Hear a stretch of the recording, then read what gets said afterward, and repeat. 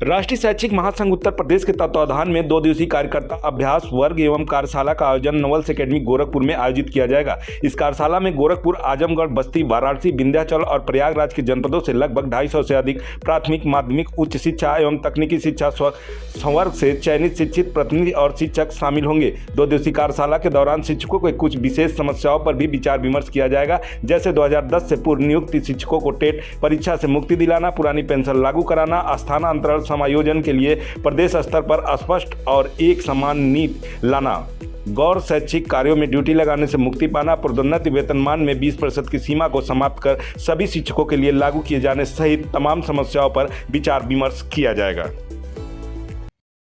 तो लेकर के आप प्रेस क्लब में आए हुए हैं, बताने का सकते हैं।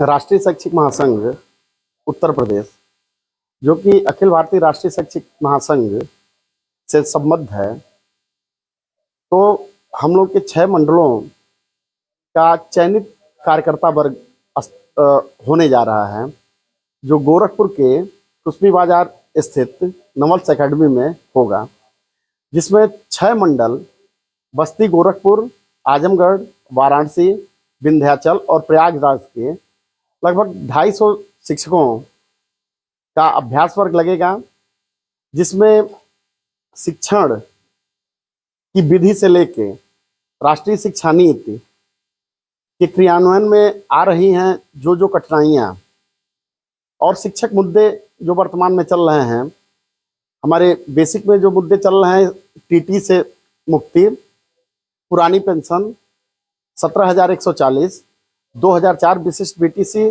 और 2001 बीटीसी बैच के लिए पुरानी पेंशन योजना लागू करने के लिए, और शिक्षकों की बहुत सी जो समस्याएं हैं, जैसे हम लोग हाफ सीएल की मांग करते हैं, ईएल की मांग करते हैं, अन्य जो समस्याएं हैं, उनके बारे में भी 2 दिन तक हम लोग मंथन करेंगे और जो भी चीज़ें निकल के जाएंगी उसको राज्य सरकार और अपने केंद्रीय नेतृत्व के द्वारा केंद्र सरकार तक पहुंचाने का काम किया जाएगा। कहीं ये नहीं लगता कि शिक्षा का स्तर गिरता जा रहा है, इसको कैसे बढ़ाया जाए?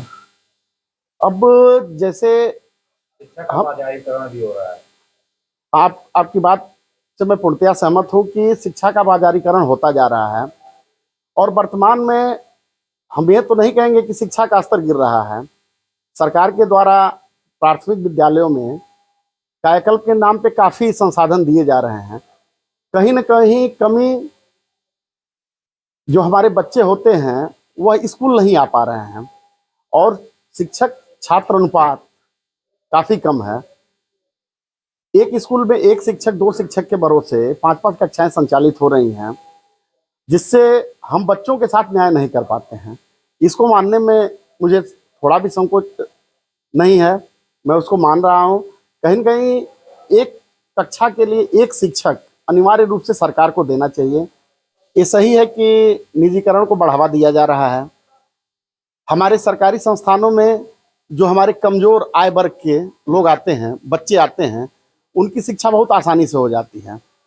यह बात सही है कि जैसे जैसे बाजारीकरण बढ़ेगा, प्राइवेट यूनिवर्सिटियाँ आएंगी, तो उनका कहीं न कहीं एक मोटिव रहता है कि पैसा कमाना। शिक्षा देना उनका उद्देश्य कदापि नहीं होता है। वह बाजार से पैसा इकट्ठा करेंगी। उनके लिए शिक्षा का मतलब अपना अधिक से अधिक धन अर्जन करना। इसीलिए हम लोग सरकार से बार बार मांग करते हैं कि सरकारीकरण होता रहे, प्राइवेटीकरण किसी भी चीज़ का न हो।